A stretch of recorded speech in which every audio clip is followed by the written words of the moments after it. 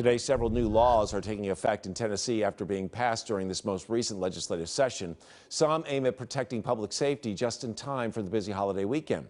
We have Nikel at downtown Nashville to explain these new rules on the books for people, especially those planning to consume some alcohol.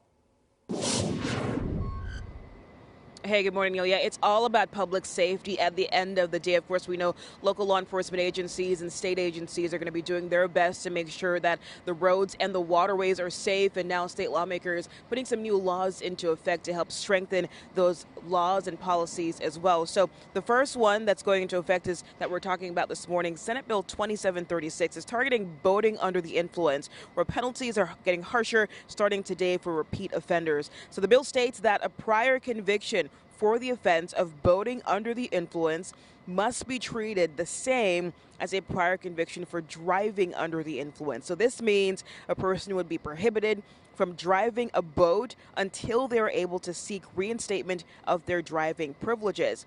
Senate Bill 882 also targets people who are going to be driving under the influence. Unfortunately, it impacts people charged with DUI of an intoxicant. So vehicular assault, aggravated vehicular assault, vehicular homicide, or aggravated vehicular homicide are also included. They also say the offense has to, for the person that's accused, has to involve the use of alcohol. It says the court shall require the defendant to only operate a motor vehicle equipped with a functioning ignition interlock device if the offense resulted in a collision involving property damage, a minor was present in the vehicle at the time of the alleged offense, and if the defendant has a prior conviction for reckless driving. Coming up in the next half hour, I'll have a closer look as well on a legislation that's going to be targeting what people say are the homeless community here in Tennessee and how advocates in Nashville plan to protest starting tonight. We also have all those laws at WKRN.com. Live on Old Broadway, Nikel Smith, News 2.